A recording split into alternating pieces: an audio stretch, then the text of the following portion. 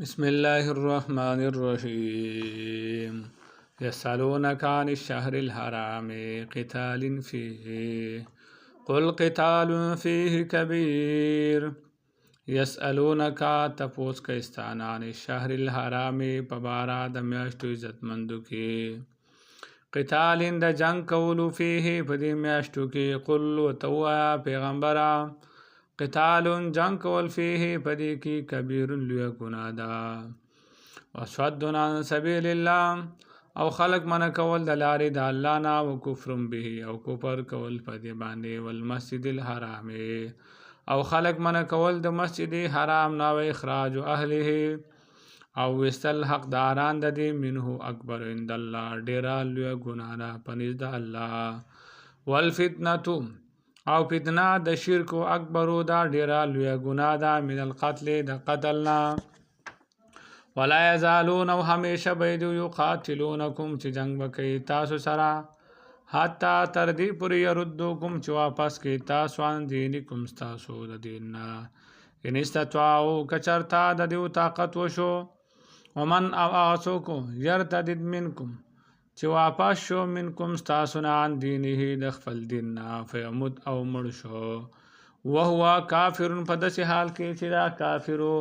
فاولئک نو دا خلق چې دی حبطت برباد دی اعمالهم عملنا د دوی په دنیا او آخرت په دنیا او په آخرت کې اولئک اصحاب النار دا خلق ور ولادهم فیها خالدون چې دا په دې ور کې همیشه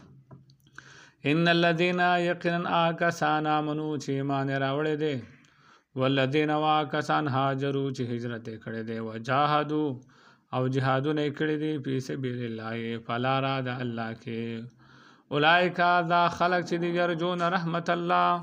امید ساتي د رحمت د الله والله غفور رحیم اللہ تعالی بخنا کون کے دے رحیم رحم کون کے دے یسألونکا تپوس کستان عن الخمر پباراد شرابو کی والمیسری پباراد جواری کی قل وتوائے پیغمبرا فیہما پدی دوانو کی اسم کبیر نقصان دے دیر لیو ومنافع للناس او لگا شان پایدرا دفکی دپارا د خلقو و اسمهما اکبرو او نقصان د دې لوی دی من فهما د فائدې د دینا ويسألونک او تپوس کستانا ماذا ينفقون چې څه خرچ کوي قل وتوای پیغمبر العفو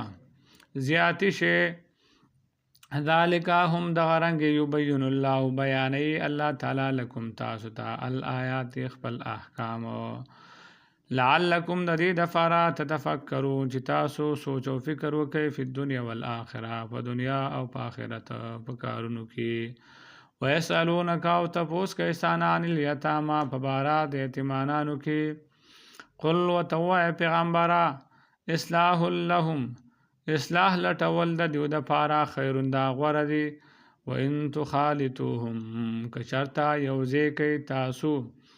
مالونه د دیوی د خپل مالونو سره په اخوانکم نستا سورونه دي والله الله تعالی یعلم فیگ المفسد د فسادګرنا من المصلح د اصلاح کونکنا یعنی الله پیجنی والله الله تعالی یعلم پیجنی الله ته معلوم دی المفسد فسادګر من المصلح د اصلاح کونکنا ولو شاء الله کچرتا غختلی و الله تعالی لعنتکم نو سختی به کړی وي پتا سو باندې ان الله یقینا الله تعالی عزیز زور ور دی حکیم حکمت والا دی ولا تنکحوا المشرکات نکاحونه مکوئ د مشرکات خذو سره حتا تر دې پورې یؤمننا چې ایمان راوړي ولا امه مؤمنه او وینزا مؤمنه خیرون دا غوړه دا من مشرکتین د مشرکی آزاد خزینه ولو اعجبتکم اگر که په تعجب کې اچي تعالی را